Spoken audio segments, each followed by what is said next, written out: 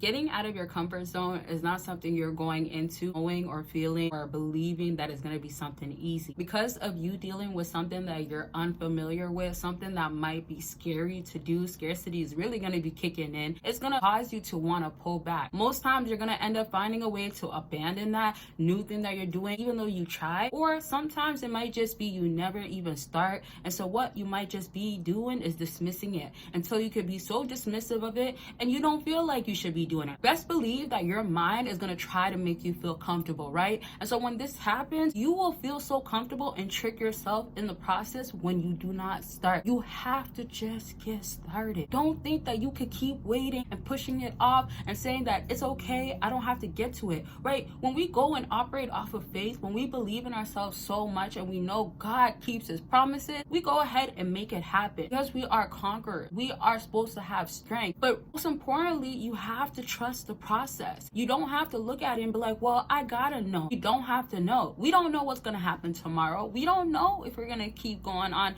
and having another month, another year of living. And it's not to be on this topic, but it's really the truth of life, right? The things that we don't know about, we're not supposed to be worried about. We're supposed to enjoy and be in the present. But we also have to understand part of being out of our comfortability is gonna be us doing what we can in the moment. Don't think so much of like, well, if I do this for 2 weeks and it doesn't turn out the way I want it to, then what was the purpose? You look at it as in like, well, I did it. I failed. I got back up. I did it again. I failed. I got back up. I did it a third time. I absolutely failed, but you did it again and again and again, and you did not stop. And that is so powerful in itself because that's you telling yourself, I don't care how I feel about it. I don't care the outcome. I believe in myself so much and I have such strong faith and I know that I could do it. I don't care if it doesn't work out right now because God's timing is the perfect timing, is the best timing, right? And so when we go ahead and make these steps moving forward, we take it so much day by day, step by step in the moment that you don't have to be so worried about everything that's surrounding you, right?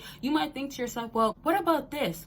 What about if this person says this? What about if my family or my friends or my lover, whoever is beside you, isn't supportive of what you are deciding? Those are excuses. Do you understand that? What if you tell yourself, well, my environment, my circumstances, the way I've been living is not going to get me to where I want to be. I can't be that person. You're self-sabotaging yourself so much that you're not finding a way to actually move forward. It's more about hindering your growth. That's exactly what you're doing. It's more about, well, if I go backwards in life, if I just fall off and I stay off, then it's okay. Then it's fine. I don't gotta make it a big deal. It is a big deal. Stuff that you have going on. It could be about anything, self-improvement, back to dating. Consultations are available for that. Book your consultation. Let's get on the line and talk about what's going on with you. Click that link.